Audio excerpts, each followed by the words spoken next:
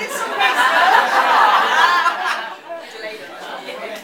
I did some research about what you're supposed to do as a best man with regards to the speech. I looked on the internet, which was all a bit predictable really, lots of jokes that didn't go with Anthony at all, so I ditched that. I spoke to quite a few male friends and got some ideas off them, and ditched those. I then watched 4 Weddings and a Funeral recently. I ditched that because all that taught me to do is how to say the F word over and over and over again, so I ditched that as well. It's a male thing. But it's a male thing. It seems that the whole point of this best man speech is to embarrass the groom, but we don't want to do that. Oh yeah. Oh yeah. Okay, let's go. First of all, I have to comment on the bride. I'm sure you'll all give me a fantastic wolf whistle and how absolutely gorgeous she looks.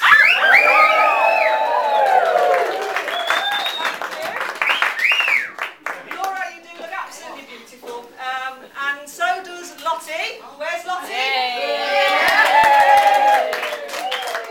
And I think George looks unbelievable in his hat, and I think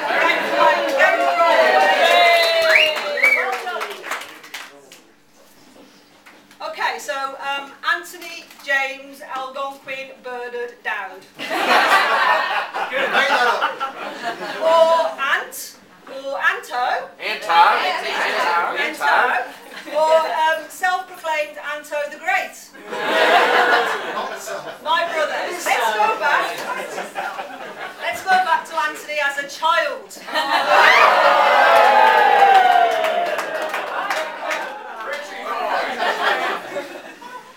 Right, as a kid, believe it or not, such a sociable person as him, he was so alone. He was always off doing his own thing by himself. If we had a family party or a family day out, the family would be together, Anthony would be either a mile ahead or a mile behind. Mom, correct?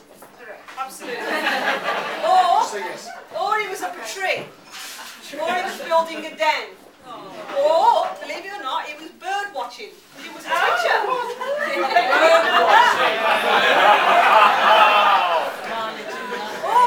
he was playing the drum in Boys Brigade. Or he was lighting fires and blaming his little brother Rob.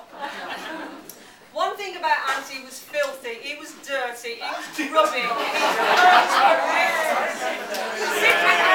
Never changed. He was a mess. I asked my mum, I started to research and get a few stories, and I said to Mum, what's the most fondest memory you have as Rob as a child? She says, well, all he ever needed was a pile of dirt, a spoon and a brown paper bag.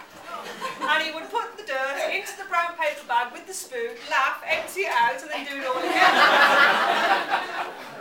You know, he was 17 at the time, people. It was embarrassing. He used to say, it's about time you got a job, you know, got out there, but no. Let's move on to Anthony, the teenager. Oh,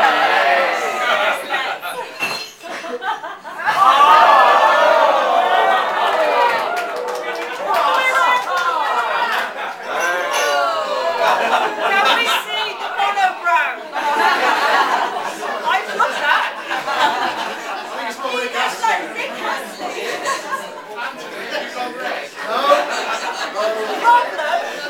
The problem for Anto, the 17-year-old, who was also an avid neuromantic, was his hair.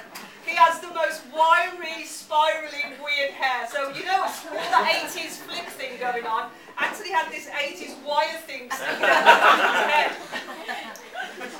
For him, there was no GHDs but way back in 1981. But with his big, bushy, wiry hair, the kudos he lost on that, he made up for with black nail varnish.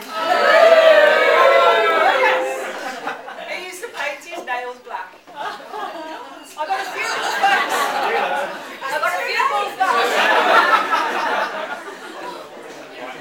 I got a few more, probably not so well-known facts about Anthony.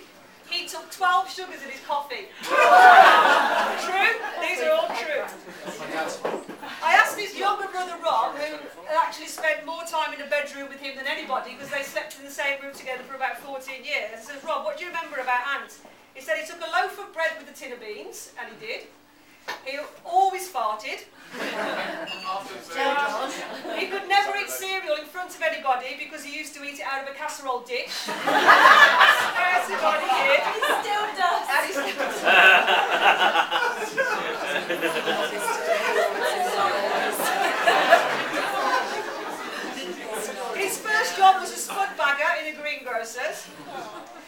never much of a rebel, but he did get suspended for egg and flowering his mates on the last day of school.